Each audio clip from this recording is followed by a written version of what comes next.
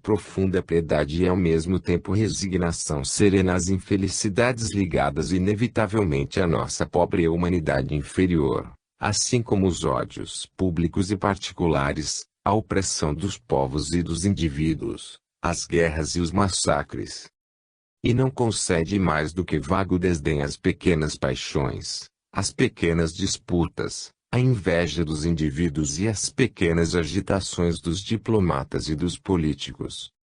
Para o filósofo esquecer todas estas misérias, basta-lhe entrever, não como quimera, mas como probabilidade futura, a realização da felicidade no seu ideal sublime de amor e de liberdade. Conclusão.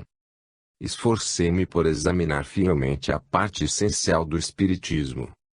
Filo, sem me pronunciar nem pró, nem contra, e embora não dissimulasse de forma alguma a minha simpatia pela nova ciência, não quer que esta simpatia me incline a conclusões terminantes, temeroso de me iludir perigosamente. Contentar-me-ei, pois, à laia de epílogo, com algumas reflexões que me parecem racionais. Os fenômenos espíritas têm sido observados por muitíssimas testemunhas conscientes e por muitíssimos sábios ilustres que os controlaram, para que hoje se possam negar a priori. E mais ainda, ninguém tem o direito de combater serra prévia contra a experimentação, as conclusões experimentais dos Crookes, Wallace, Zoellner, Aksakov, Oliver Lodge, Mieres, Lombroso, Richet, e Roxas e tantos outros não menos ilustres. Justificada ou não justificada, a doutrina espírita é suficientemente grandiosa para suscitar discussão profunda aos pensadores, aos sábios e aos filósofos. E muitos deles, depois de sério exame, concluirão certamente que uma doutrina baseada em fatos experimentais tão numerosos e precisos, de acordo com todos os conhecimentos científicos dos diversos ramos da atividade humana, que dá a solução clara e satisfatória dos grandes problemas psicológicos e metafísicos, que uma doutrina assim, repito, é verossímil. Chegarão até a afirmar que deve ser verdadeira, que é, muito provavelmente, verdadeira. Em todo caso, não se trata já de quimeras, de se deixar embalar por velhas canções ou de dormitar sobre a fofa almofada da dúvida. Devemos saber. Queremos saber. Podemos saber. A ciência já destruiu para sempre as concepções ancestrais do universo, distinção essencial entre os animais e o homem, único ser provido de alma imortal. Criação antropocêntrica e geocêntrica, relativamente recente. Divindade exterior ao universo, céu, empírico, etc. Todas estas noções desapareceram ante o progresso das ciências naturais e da astronomia. Da mesma forma, as velhas ideias do inferno eterno e de um Deus vingativo e cruel se tornaram inadmissíveis para a consciência moderna. Queiram ou não queira, o evolucionismo impõe-se a quem pense e raciocine, e o espiritualismo evolucionista é a única doutrina que hoje pode opor-se, cientificamente, ao niilismo. É evidente que a evolução, encarada sob os seus dois aspectos, é infinitamente mais satisfatória do que a evolução orgânica pura, visto responder aos nossos desejos de imortalidade e felicidade e oferecer-nos sanção moral, além de satisfazer ao mesmo tempo o coração e a razão, reunindo em síntese única a ciência, a filosofia e a religião. Mas esta doutrina tão bela será verdadeira? A ciência que há de dizer. O que se pode, desde já, afirmar, alto e bom som, é que a ciência não mais poderá desinteressar-se dos estudos psíquicos. Trate-se de ilusões, de quimeras, ou do início de completa transformação da atividade humana. A ciência tem o dever de nos dar uma conclusão precisa a este respeito. Nenhum sábio, nenhum pensador, nenhum homem um pouco elevado pode desinteressar-se destes aliciantes problemas. A imortalidade, diz Pascal, importa-nos tanto, interesse-nos tão profundamente que é preciso ter perdido todo o sentimento para sentir indiferença por ela. Segunda parte. Introdução ao estudo prático da mediunidade. A fase heróica da metapsíquica parece chegar ao fim. Não há dúvida de que a realidade dos fenômenos mediúnicos suscita ainda muitas discussões e reservas. Mas já não é negada sistematicamente. As experiências demonstrativas levadas a efeito nos últimos anos, em especial as de Schenck no Tissing na Alemanha e as do Instituto Metapsíquico Internacional de França, têm sido decisivas. Pouco a pouco foram desaparecendo algumas resistências e dia a dia novos sábios se dedicam resolutamente às nossas investigações. É preciso generalizar os estudos metapsíquicos, que só poderão contribuir para que bons médiuns apareçam e se tornem conhecidos. Assim, creio fazer obra útil, ao chamar a atenção dos novos investigadores para as dificuldades particulares que enfrentará na empresa que se abalançarem. Não esqueçam que a experimentação metapsíquica é coisa delicada, não sujeita à improvisação. Para ser bem-sucedida, é necessário conhecer profundamente as contingências da mediunidade e os métodos inéditos que elas impõem. O manejo de um instrumento humano médium é tão complicado e difícil, como o manejo habitual dos instrumentos de física e das substâncias químicas. De resto, poucas coisas sabemos ainda. Os conhecimentos que temos acerca da mediunidade obtivemos-los por empirismo e após inúmeras pesquisas. Portanto, algumas regras e noções precisas se apresentam, desde já. São estas regras e noções que tentarei expor claramente. Caráter geral das experiências. As experiências mediúnicas realizam o tipo das experiências coletivas, visto que os fenômenos são fruto de colaboração psicofisiológica inconsciente do médium e dos experimentadores. Se não tivermos bem presente no espírito esta noção primordial, pouco ou nada compreenderemos, quer da teoria da mediunidade, quer da sua prática. Na colaboração dos experimentadores e do médium, é este último que desempenha a função principal, por ser o Deus ex machina, sem o qual nada se obteria. Mas, abandonado a si próprio, o médium é quase impotente. As suas faculdades, quase sempre latentes, raras vezes se exercem com espontaneidade e isoladamente, e, quando se exercem, e através de manifestações irregulares, catastróficas e medíocres. Para que as dificuldades supranormais se manifestem ativamente na mediunidade intelectual é indispensável, pelo menos, a colaboração de dois psiquismos. Na mediunidade de efeitos físicos, impõe-se a associação das forças psicofisiológicas, que permitem o ambiente das sessões. Assim, tanto num caso, como no outro, o médium é o centro original das manifestações, embora não seja a causa única. Na ectoplasmia, a demarcação dos fenômenos é necessariamente provocada pela exteriorização dinâmica e material de parte do organismo do médium. Mas se tudo se restringir a essa exteriorização elementar, os fenômenos obtidos serão limitadíssimos, levemente perceptíveis e muitas vezes nulos. Pelo contrário, tudo mudará, se o ambiente favorável permitir que as forças emanadas do médium façam uma espécie de apelo às forças latentes dos experimentadores. As faculdades do médium são logo reforçadas e multiplicadas por esta associação, pois a sua própria exteriorização dinâmica e material se torna incomparavelmente mais acentuada, permitindo que os fenômenos de telecinesia e de materialização se produzam imediatamente. Baseado em numerosas experiências dinamométrico, o Chorowicz calculou que, depois de cada sessão, os assistentes perdiam parte da sua força. A soma das perdas individuais, concluía, corresponde à força média do homem, como se tratasse de criar um organismo dinâmico especial, à custa dos assistentes, incluindo o médium. Do que precede, se infere que o primeiro termo do problema da experimentação mediúnica consiste na criação de ambiente favorável. Ser esta condição essencial, não há, por assim dizer, possibilidade de êxito.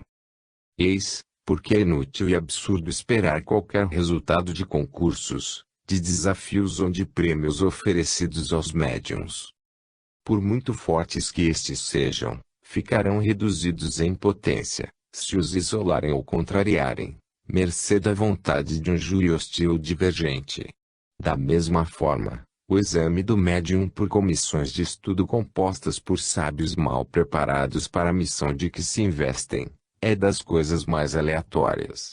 Se a comissão não demonstrar grande interesse pelo seu encargo, se não experimentarem atitude amistosa para com o médium, só obterá resultados medíocres ou quase nulos.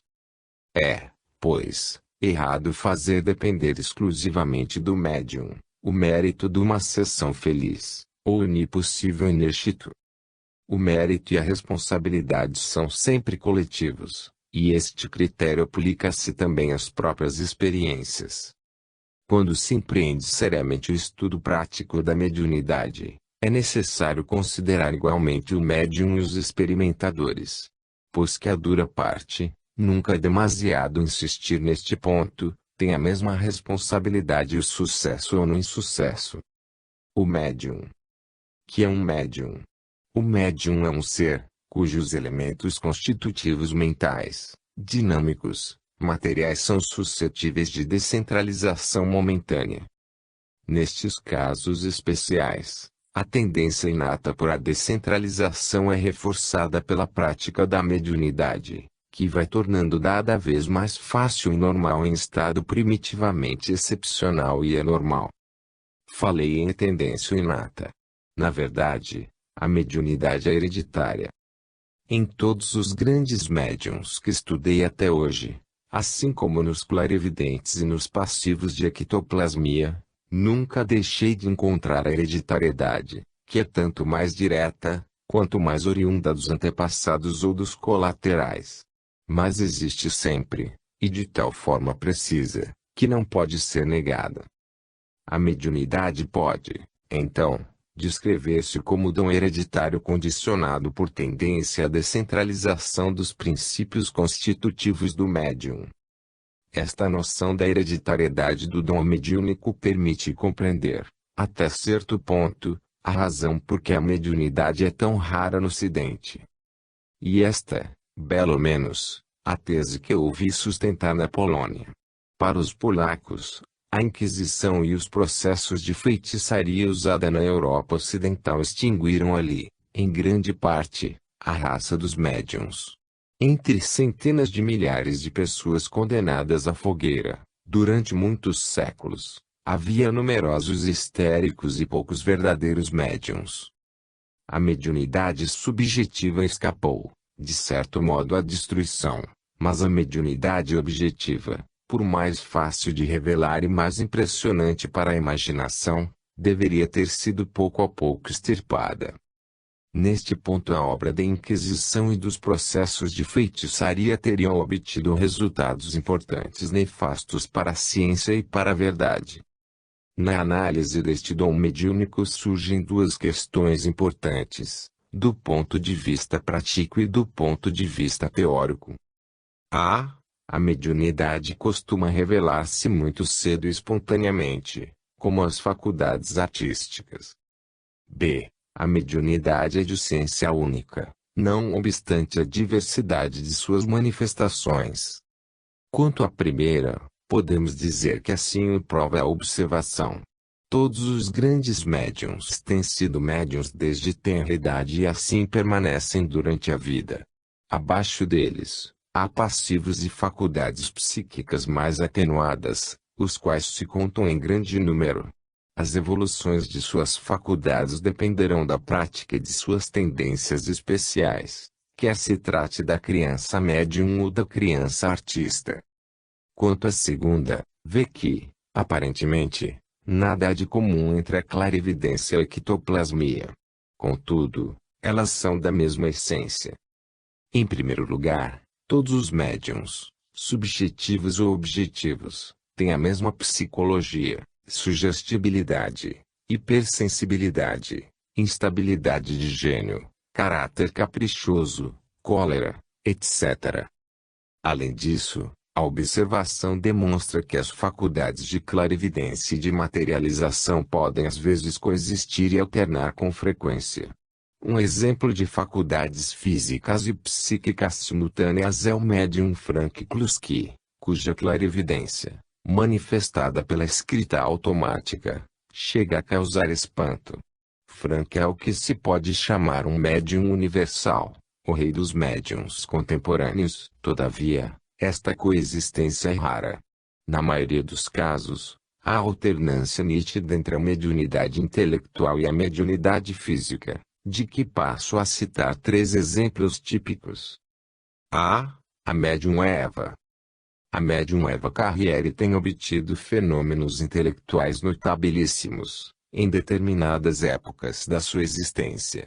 Chegaram a ler, automaticamente, páginas de filosofia num quadro imaginário, como se fosse num ecrã de cinema, e estas produções automáticas não tinham ligação com a sua capacidade mental e os seus conhecimentos normais, visto que os ultrapassavam exuberantemente.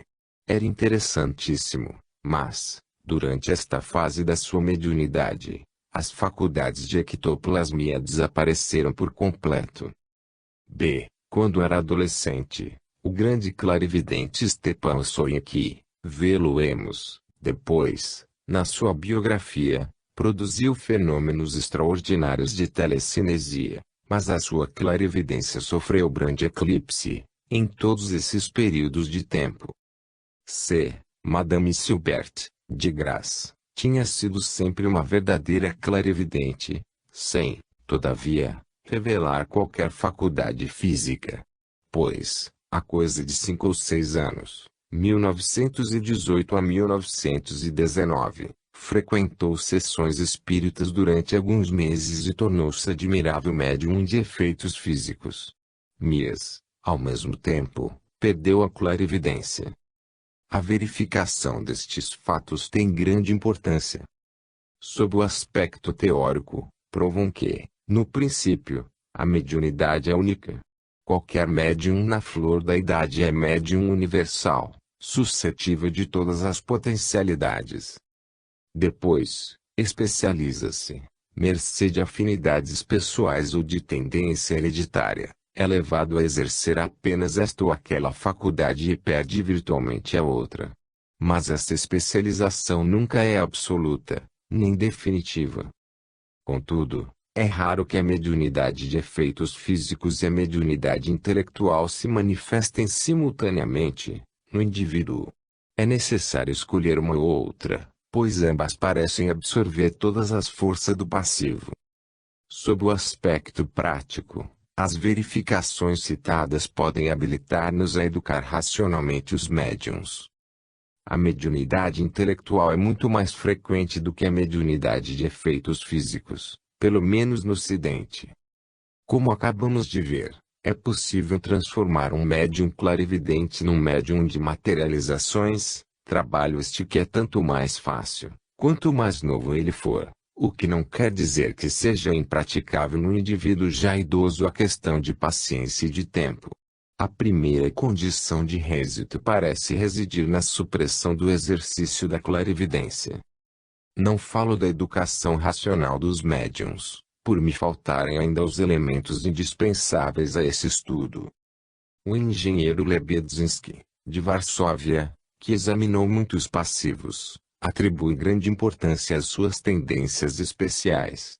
Crê que a maior parte deles costumam repetir os fenômenos que observam noutros passivos. As sugestões indiretas e inconscientes desempenhariam, assim, um grande papel. Lebedzinski está convencido de que, fatalmente, se poderiam obter fenômenos novos, cada vez mais fortes e variados, utilizando médiuns jovens e inexperientes. O futuro dirá o que há de verdade nestes aspectos teóricos. Poder-se-á também estudar a influência do regime e do gênero de vida no desenvolvimento da mediunidade.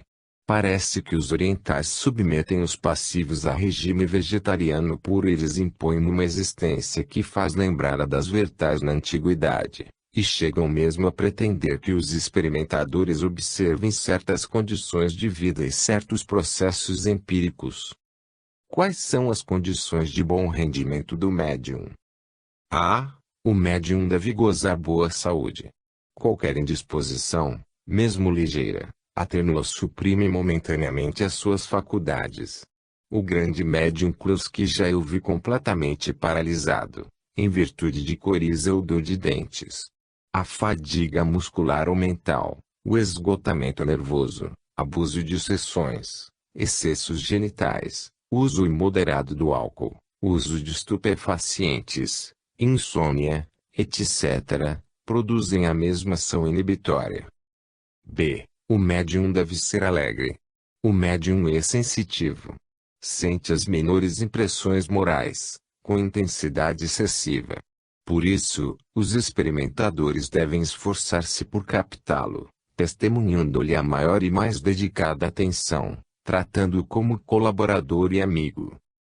Se os experimentadores o maltratam, duvidando da sua honestidade ou desprezando-o, como se ele fosse instrumento de laboratório ou animal de experiências, criam um ambiente deplorável e arriscam-se a nada conseguir.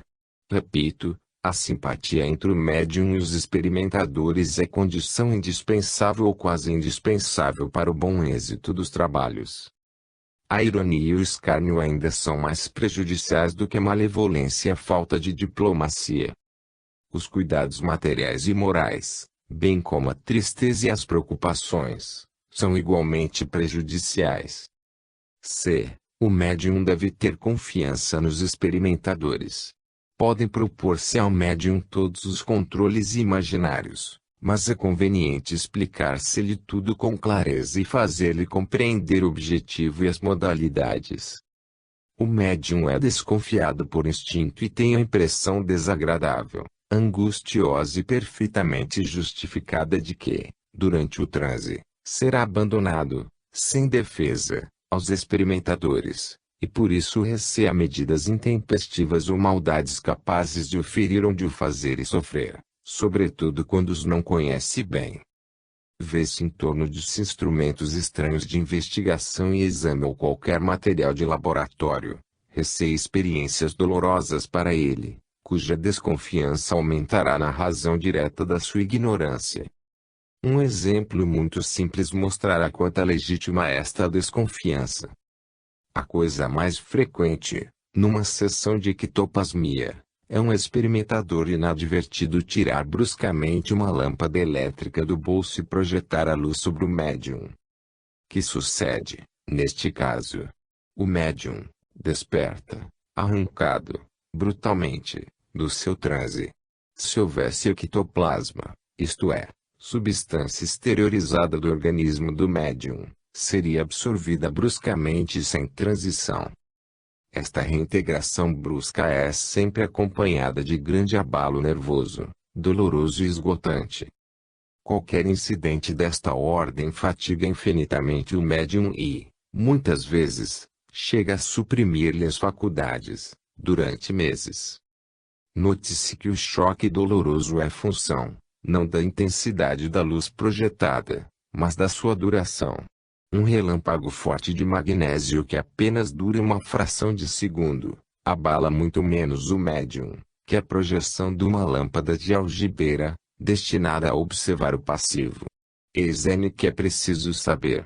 Os experimentadores novatos ignoram-no completamente.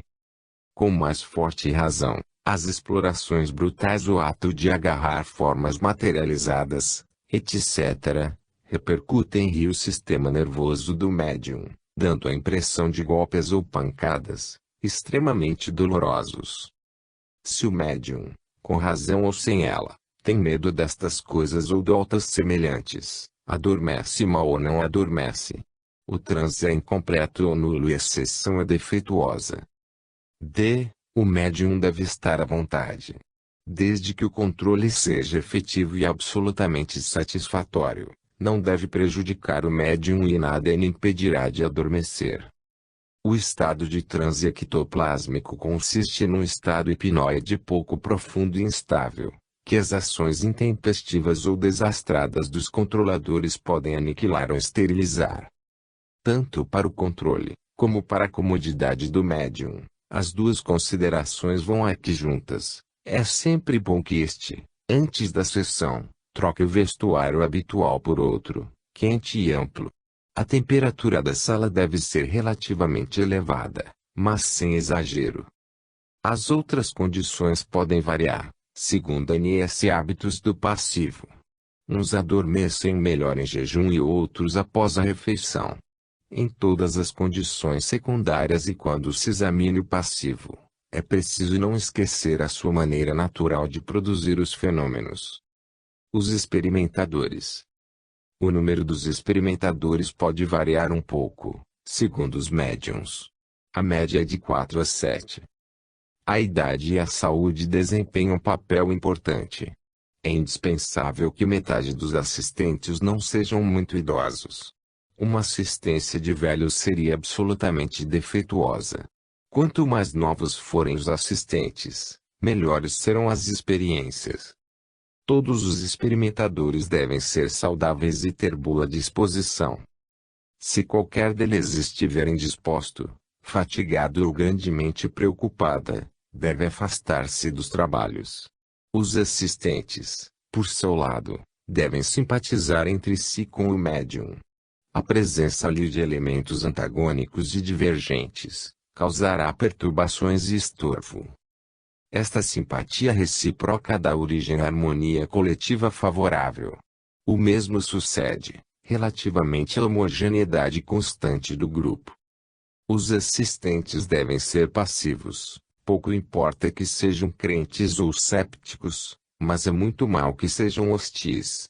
Pelo contrário, é conveniente haver desejo de bom êxito, antes da eclosão dos fenômenos. A mesma regra se aplica à concentração de pensamentos ou à sua divergência excessiva. O melhor é que os assistentes conversem a meia voz acerca de coisas indiferentes, mas nunca provoquem discussões ou controvérsias. Com um pouco de treino, consegue-se a passividade necessária, sem nada abdicar do esforço do controle de atenção. Os assistentes devem ser pacientes. É preciso saber esperar, passando muitas horas e sessões inteiras sem poder observar coisa alguma. Quando um fenômeno começa, evitar qualquer exclamação ou intervenção, deixar que ele se desenvolva livremente e adquira toda a sua importância. Preciso saber expressamente que melhor e mais seguro controle é o que os fenômenos trazem em si mesmos. Os fenômenos elementares ou em esboço podem muitas vezes ser facilmente imitados, o que não sucede com os fenômenos complexos.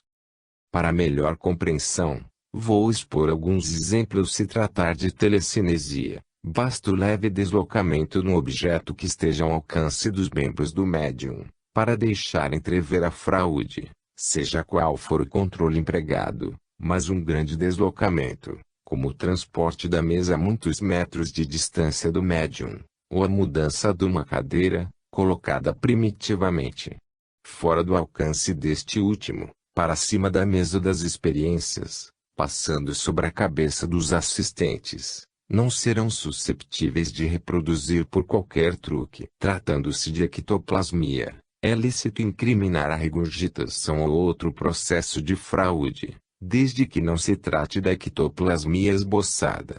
No dia em que o ectoplasma revestir a forma de mão viva, de rosto com 3 dimensões, a hipótese fraude será repentinamente eliminada, se os médiuns de que dependem os fenômenos forem capazes de representar o papel do fantasma e se não houver possibilidade de comparsaria.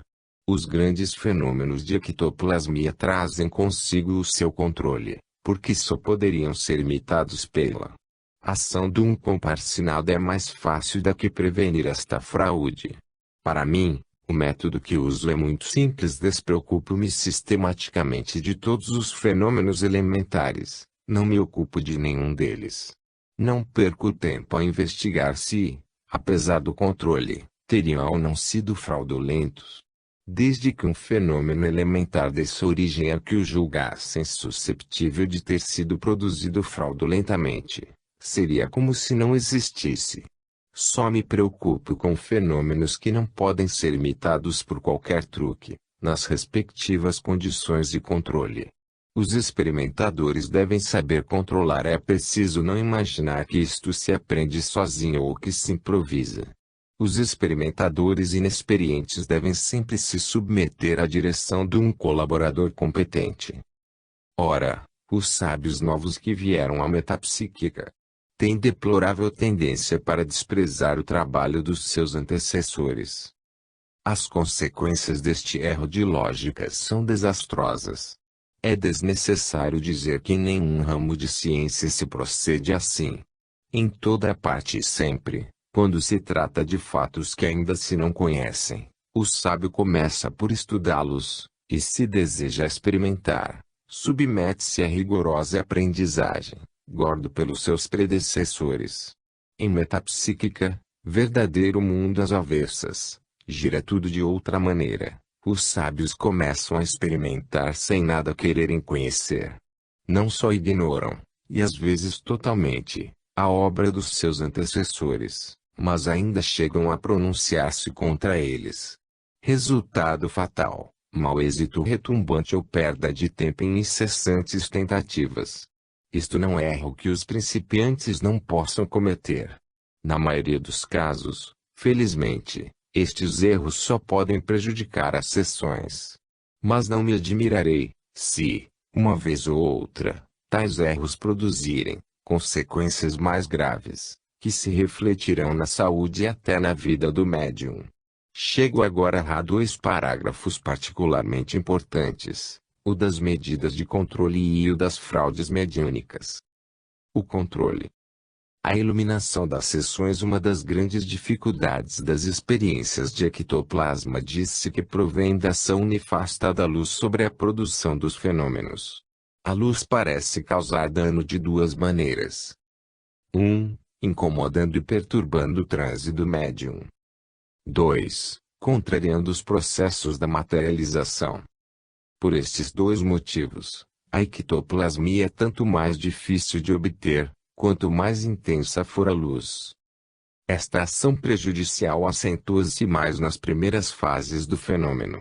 Quando a materialização é organicamente completa, digamos epidermizada, suporta muito melhor a iluminação do que durante as suas primeiras fases, isto é, as fases da exteriorização de substância amorfa, da passagem do estado amorfo ao estado organizado. Deste modo, os experimentadores são postos ante um grande e espinhoso dilema. Ou operam na obscuridade ou com iluminação demasiado fraca, para que a observação satisfaça plenamente, e podem, assim, obter belas manifestações, ou então exigem luz forte e os fenômenos diminuem consideravelmente de importância, quando se não extinguem completamente. Sem dúvida, com muita paciência e treino prolongado do médium, chega-se a experimentar com claridade suficiente.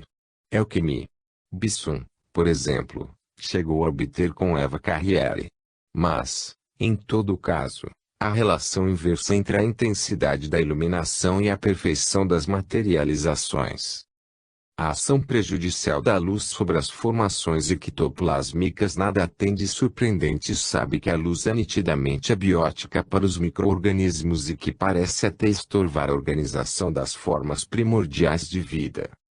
Os germes em evolução são, geralmente, mais ou menos subtraídos à ação da luz, pelas condições naturais em que se desenvolvem. Os primeiros estados da vida embrionária exercem-se na obscuridade relativa ou completa. Uma função da clorofila nos vegetais parece ser, precisamente, a proteção dos tecidos delicados contra a luz. Mas ainda, todos sabem que o crescimento dos vegetais se realiza em grande parte durante a noite. Se a luz prejudica os processos biológicos nos primeiros estados da formação orgânica, embora eles, em regra, se desenvolvam lentamente, compreende-se bem que os paralise durante as sessões de materialização, quando se desenvolvam com rapidez vertiginosa. O embrião humano, por exemplo, leva semanas a formar-se no seio maternal, ao abrigo da luz. Durante uma sessão metapsíquica, bastam alguns segundos para se formar um ser humanoide ou um órgão humano completo. Para compreender a ação nefasta da luz nas sessões mediúnicas, é preciso atender à rapidez dos processos das materializações. Se a luz é abiótica na fase normal da organização embrionária, célula há 1000 vezes mais, quando a duração desta fase seja, apenas, de alguns segundos, em vez de levar dias, semanas ou meses. Logo, para as experiências de ectosplamia, nada absolutamente existe de mais lógico e natural do que a nocividade da luz. Como conciliar então as justas exigências de uma boa observação que requer controle simultâneo dos dois sentidos principais, a vista e o tacto, com a necessidade primordial de experimentar o abrigo da luz? Até hoje, todas as tentativas feitas neste sentido têm falhado. Primeiro, pensou-se utilizar a luz vermelha, por analogia com as condições de manipulação dos produtos fotográficos. Mas esta pretensa analogia é duvidosa. Tem-se verificado que a luz vermelha é tão prejudicial às materializações, como a luz branca. Se parece ser menos prejudicial, é simplesmente por ser menos forte. Para a mesma intensidade, a luz vermelha não é preferível à luz branca, pois tem a grande desvantagem de deformar ou alterar a visão. A sua única vantagem é permitir deixar abertos os aparelhos fotográficos, prontos a receber a impressão da explosão de magnésio relâmpago artificial para registro do fenômeno. Tem-se feito experiências no sentido de transmitir a luz com vidros diferentemente coloridos, mas em vão. Nos últimos anos, tem-se servido de pantalhas de sulfureto de zinco ou de cálcio, que irradiam luz fria, e não parecem muito prejudiciais. Estas pantalhas iluminam pouquíssimo, salvo se forem muito grandes. Além disso, a intensidade da sua fosforescência diminui rapidamente. Iluminam fortemente, quando irradiadas pelo sol ou pelo magnésio, mas a sua intensidade atenua-se em menos de um quarto de hora e acaba por extinguir-se dentro de pouco tempo. É verdade que existe no comércio sulfureto de zinco ou irradium, que mantém a fosforescência intacta durante muitas horas. Todavia, é infinitamente provável, a priori, que a sua nocividade seja tão acentuada como a luz quente. Mas, então, o problema da iluminação das sessões é insolúvel. Não. Há de encontrar-se um meio racional de iluminação. A experiência mostra que a luz menos prejudicial à ectoplasmia é a luz fria desprovida de radiações químicas. A claridade da lua satisfaz otimamente este ideal, e, de fato, podem obter-se magníficas sessões ao luar, como William Crookes teve ocasião de observar. A luz viva, fabricada, por certos animais, vegetais e micróbios, parece geralmente favorável, como expus na Revue Metapsychique de março a abril de 1922 e verifiquei claramente desde essa data. Infelizmente, é dificílimo conseguir uma iluminação prática. Os boiões de cultura de micróbios fotogênicos são dos mais instáveis. O professor Rafael Dubois descobriu em 1900 um bacilo fotogênico, cujas culturas duraram um mês apesar dos seus ensaios recentes e numerosos. Não conseguiu reencontrar o bacilo. Os insetos luminosos podiam ser e têm sido ensaiados com êxito em certas regiões privilegiadas, como no Brasil. Enfim, determinados vegetais pareceriam utilizáveis. Enquanto se não encontrar o meio ideal de iluminação, podem usar-se grandes pantalhas de sulfureto de zinco, ou então realizar essas sessões, eventualmente, ao luar. Demais, repito, é preciso saber que se obtém fenômenos à luz ordinária. Essa luz deve ser o mais fraca possível, de modo que permita a boa observação. Para isso, é indispensável treinar previamente o médium. Quando se não dispõe de médium bem treinado, pode ensaiar-se ligeira iluminação à luz vermelha, comandada por um reostato.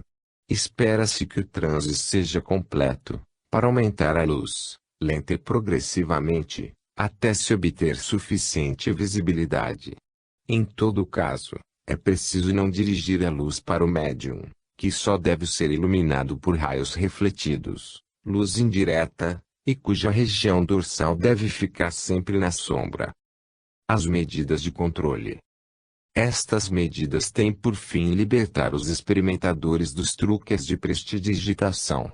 Quais são, pois, as condições necessárias para boa prestidigitação? São 3. 1. Liberdade de movimentos do prestidigitador. 2. Salão aparelhagens simuladas. 3. Compadrio, ou seja, conivência no truque. As duas últimas condições são eliminadas, visto que o médium trabalha com sábios no laboratório numa sala autêntica. Um truque improvisado, como fios estendidos, etc., não é fácil de simular e só poderia dar resultados medíocres. Em todo caso, o médium só deve entrar na sala de experiência na altura da sessão e com os experimentadores. O controle pessoal do médium é muito simples, quando não há receio de truque, nem de compadrio.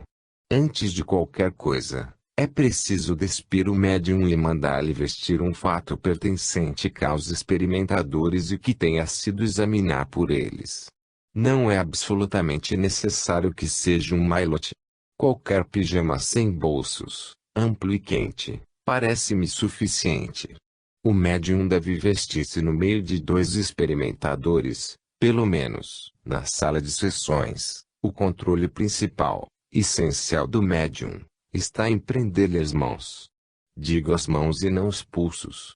Isto, por 2 razões. Com os dedos livres, pode executar movimentos fraudulentos, sobretudo o famoso truque da substituição das mãos, que é irrealizável quando o médium é seguro pelos dedos.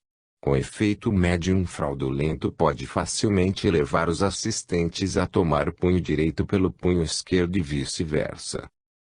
Mesmo que os controladores descurem um pouco a fiscalização dos fenômenos, é impossível fazer-lhes tomar a mão direita pela mão esquerda ou o polegar pelo minguinho. A prisão das mãos do médium torna impossível qualquer fraude importante. Seja qual for a prática que um passivo tenha de acrobacia ou predestinação, com os pés ou sem a cabeça só produzirá fenômenos elementares, os quais, em caso de dúvida, devem ser postos de reserva. Contudo, é sempre bom controlar as pernas e os pés, o que se consegue, geralmente, sem grandes dificuldades. Deve notar-se que não falo de medidas de controle instrumental, isto é, de gaiolas, ligaduras, grilhetas, sinetes, chumbagens, sacos e cordéis para meter e atrás o médium, fios elétricos, etc., etc. Em meu entender, estes controles instrumentais devem ser rejeitados, a não ser em sessões de pura demonstração, como as do Instituto Metapsíquico Internacional, com o médium Guzik. Na experimentação metapsíquica e como medida geral, repilo sempre todos os processos de constrangimento. Baseio-me nas 2 razões seguintes. A. Por constituírem, para o médium, um incômodo muito sério, susceptível de impedir ou limitar o transe. Do ponto de vista moral, deprimem e enervam. A suspeição manifestada brutalmente pode inibir as delicadas faculdades supranormais. B. Nenhum destes meios, à exceção das ligaduras seladas a chumbo ou dos cordéis igualmente selados, consegue verdadeira segurança, e sabido que muitos prestidigitadores se desembaraçam, até, dos liames mais subtis. Nenhum se compara ao simples maniatar das mãos. As fraudes. Chegamos agora à questão principal das fraudes mediúnicas. É absolutamente indispensável que os experimentadores conheçam bem este assunto. Os médiuns podem fraudar de 2 maneiras, consciente e inconscientemente. O controle, tal como descrevemos atrás, coloca-nos seguramente ao abrigo da fraude consciente. Como escreveu o Horowitz, a fraude consciente não pertence à ciência. É geralmente fácil de verificar, quando não se trata de representação pública observada de longe. Basta rigorosa fiscalização, antes e depois dos trabalhos, eliminação de compadrios e ativa vigilância dos movimentos do prestidigitador, desde que se conheçam os truques profissionais. Nos casos simples que dispensam aparelhagem, a fraude consciente pode, entretanto, confundir-se com a fraude inconsciente. Afirmo que nas minhas experiências com Eva Konkluski-Guzik, a fraude inconsciente era impossível e nunca existiu. A questão da fraude inconsciente é mais complexa, porque o seu estudo é um duplo estudo de psicologia. Todos os metapsiquistas sabem o que é a fraude inconsciente, mas, para os inexperientes e profanos que me lerem, devo entrar em mais pormenores. Primeiramente, pode afirmar-se que a fraude inconsciente não é fraude. É fruto do automatismo, que constitui a fase primária e a própria condição da mediunidade. Eis alguns exemplos de fraude inconsciente. É preciso usar esta designação, a falta do altar mais adequada, vulgar e elementar que levarão à compreensão do caso, melhor do que qualquer explicação teórica. Numa sessão de Kluski, em Varsóvia, produziu-se um dia o fato seguinte: uma lâmpada elétrica vermelha estava acesa. Em regra, o primeiro fenômeno obtido era a extinção dessa luz, por ação telecinética exercida no comutador. Nessa noite, o fenômeno demorava a produzir-se. Um experimentador impaciente dirigiu-se à força e ordenou: interrompe a lâmpada. A lâmpada continuou acesa. Repetiu 3 vezes a mesma ordem, com crescente energia, e logo o médium em transe se levantou imediatamente, arrastando consigo os 2 controladores, surpresos e interessados. Dirigiu-se, sem hesitar, para a lâmpada, interrompeu o comutador e voltou para o seu lugar, satisfeito do dever cumprido. Eis o tipo da fraude inconsciente, que ninguém de bom senso poderia censurar ao médium.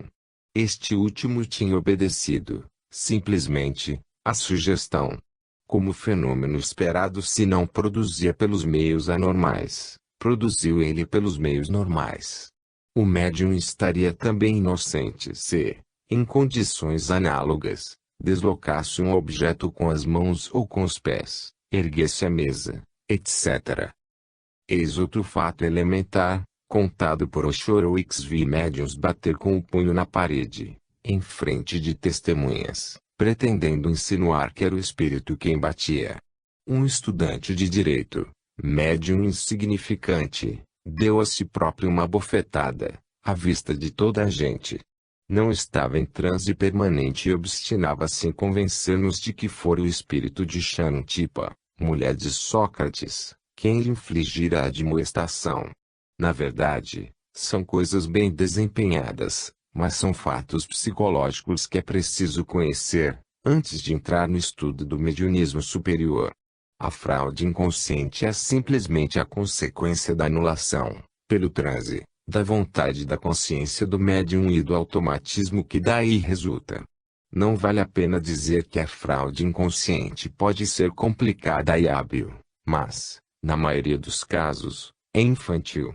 As fraudes inconscientes podem ter 2 causas que importa conhecer, e necessitam de uma condição que os experimentadores devem evitar. As 2 causas são as seguintes: a. Princípio do menor esforço no automatismo. b. Sugestões intempestivas verbais ou mentais dos assistentes. A fraude por princípio do menor esforço ao automatismo compreende-se bem, como escreveu Horowitz, todo o processo de desdobramento, de separação fisiológica entre o organismo e o dinamismo exteriorizado implicador e requer excesso de força nervosas. Quando o médium está esgotado ou somente quando ele opera com indolência, isto é, Sem esforço especial da vontade sonambúlica, franqueará a mão no sentido de fraudar e procederá o mais habilmente que puder, porque é muito menos fatigante porque lhe permitem. Tal é a lógica do inconsciente do médium que, sem ser moral, é inteiramente fisiológica. Também é preciso saber, uma vez por todas, sem qualquer excitação especial contrária, própria ou estranha, o médium fraudará sempre, automaticamente. Sem dúvida que há grande exagero neste raciocínio de Oshorowicz. Mas também há nele fundo de verdade. A segunda causa das fraudes inconscientes reside na sugestão verbal ou mental dos assistentes. Servimos-nos, mais uma vez, de Oshorowicz, nesta citação depois de ter reconhecido que o médium é simples espelho que reflete e dirige as ideias e as forças nervosas dos assistentes para um fim ideoplástico. Não se admirarão de ver a sugestão desempenhar aí papel importante. Com controladores imbuídos da ideia de fraude, o médium ficará sob o domínio da sugestão de fraude. Mas ainda, o médium será levado a realizar esta ou aquela fraude, em que pense um ou outro experimentador. Disto há exemplos típicos, donde se conclui que, durante as sessões, é conveniente desconfiar das sugestões mentais de fraude. Será possível evitar as fraudes inconscientes? Sem dúvida alguma. É possível e é fácil. Efetivamente, toda fraude inconsciente requer uma condição sine qua non, a insuficiência do controle. Quando o controle é bom, especialmente quando as mãos do médium estão bem seguras, nem a fraude consciente, nem tentativa de fraude inconsciente. Depende dos experimentadores, e só deles, o médium fraudar ou não. Além disso, para dar origem a uma fraude inconsciente, basta, às vezes, que um dos controladores das mãos descure a sua tarefa, casualmente ou com ideia preconcebida. Chega-se, pois, a esta verdade, axiomática para os que conhecem bem a questão. Quando o médium frauda, a culpa é dos experimentadores. Claro que é arrematada a ingenuidade exigir probidade científica em médium geralmente estranho a S preocupações da ciência e, além disso, privado de responsabilidade durante o transe. Do que acabo de escrever ressalta um ensinamento preciso. Os experimentadores devem ser muito prudentes nas suspeições ou acusações de fraude voluntária contra os médiuns. Ora, a ligeireza com que se formulam acusações dessa espécie ultrapassa os limites permitidos. Não quero citar exemplos conhecidos, porque devo abster-me de questões pessoais. Em metapsíquica, a grande regra de justiça para muitos observadores é esta: o ônus probandi não incumbe ao acusador, mas ao acusado. Com a malevolência ou a inépcia, dá-se o mesmo caso, a menor suspeita, desonra-se, sem escrúpulo, um médium honesto. Que dizer a isto? A suspeição substitui a prova. O médium, em rigor, pode fraudar. Não está demonstrado que não fraudou. Portanto, fraudou é o habitual sofisma que se esconde sob os 9/10 das acusações feitas aos médiuns, não só pelos inimigos dos nossos estudos, mas também por observadores inexperientes e até por metapsiquistas. E estes últimos admiram-se, depois, de ser difícil encontrar médiuns. Pois nós repetimos, a fraude consciente é sempre fruto da negligência ou da incompetência dos experimentadores e a fraude inconsciente não é fraude. Por outro lado, os experimentadores devem saber expressamente que a aparência de fraude não é, de modo algum, prova de fraude. Muitas vezes, o médium esboça movimentos reflexos ou associados, em sincronia com os deslocamentos de objetos sem contacto. Para os novatos, estes pequenos movimentos sincrônicos poderiam parecer duvidosos. E o mesmo para todos os deslocamentos do corpo ou das pernas do médium, deslocamentos incoerentes ou sem objetivo, com tanta importância como os movimentos inconscientes de um dorminhoco no sono natural. Mencionemos, também, o aspecto bizarro da substância ectoplásmica, como susceptível de dar a ilusão da fraude. É assim que ela pode aparentar filamentos mais ou menos visíveis, dando ao observador desprevenido a impressão de fios destinados a mover fraudulentamente os objetos. Veremos ainda que outras vezes reveste a forma de tecido leve de musselina, e a fotografia permite, em certos casos, distinguir-lhe de dura. Algumas pessoas julgavam encontrar nesta aparência uma prova de fraude, desde que se tratasse de fenômeno metapsíquico autêntico. De resto, em princípio, um documento fotográfico não provaria, jamais, por si próprio, a realidade ou falsidade de um fenômeno, visto que o documento só valeria pelos testemunhos que o acompanhassem. Citemos agora algumas particularidades que, sem razão, podem dar a aparência da fraude. As imperfeições dos órgãos ectoplasmáticos frequentemente chatos, irregulares, mal formados ou formados incompletamente. Como explicarei, a propósito das materializações defeituosas, estas imperfeições não provam a fraude, pelo contrário, militam em favor da veracidade do médium.